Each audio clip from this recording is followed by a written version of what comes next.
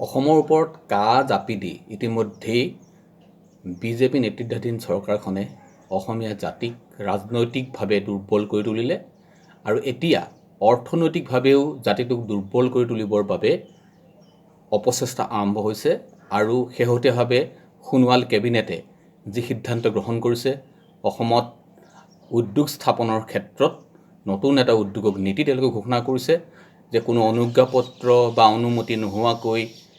যিকোনো মাটিতে অসমৰ যিকোনো মাটিতে যিকোনো মানুহে আহি উদ্যোগ স্থাপন কৰিব পাৰিব ৩ বছৰৰ বাবে তেওঁলোক চৰকাৰৰ ওচৰত জবাবদিহি নহ'ব আৰু এই গোটেই কেবিনেটৰ সিদ্ধান্তটোৱে মই ভাবোঁ যে অসমৰ বাহিৰৰ এছাম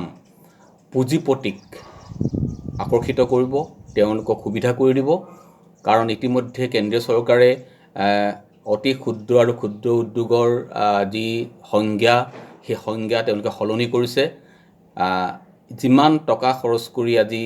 ক্ষুদ্ৰ উদ্যোগ বা অতি ক্ষুদ্ৰ উদ্যোগ গঢ়ি তুলিব পাৰি সিমান টকা আজি অসমৰ নতুন প্ৰজন্মৰ তৰুণ উদ্যোগীসকলৰ হাতত নাই সেয়া বাহিৰৰ পুঁজিপতি গোষ্ঠী বা ব্যৱসায়িক বনিয়া গোষ্ঠীৰ হাতত আছে গতিকে এই গোষ্ঠীসমূহক এতিয়া ৰঙা দলিচা পাৰি অসমলৈ আদৰণি জনাইছে কেন্দ্ৰীয় সোণোৱাল কেবিনেটে আৰু ইয়াৰ কাৰণে মই ভাবোঁ যে আমাৰ থলুৱা যিসকল নতুন উদ্যোগী এতিয়া অসমৰ পথাৰ আৰু বজাৰ ৰক্ষা কৰাৰ সংকল্পৰে তেওঁলোক আগবাঢ়ি আহিছে তেওঁলোক ইয়াৰ পৰা বঞ্চিত হ'ব আৰু বাহিৰৰ উদ্যোগীসকলে আহি ইয়াত এতিয়া তেওঁলোকে অসমৰ খেতিভূমি বা কৃষিভূমিক তেওঁলোকে উদ্যোগ স্থাপন কৰিবলৈ সক্ষম হ'ব যাৰ ফলত অসমীয়া জাতিৰ মেৰুদণ্ড পুনৰ ভাগি পৰিব এই সিদ্ধান্ত অতি সোনকালে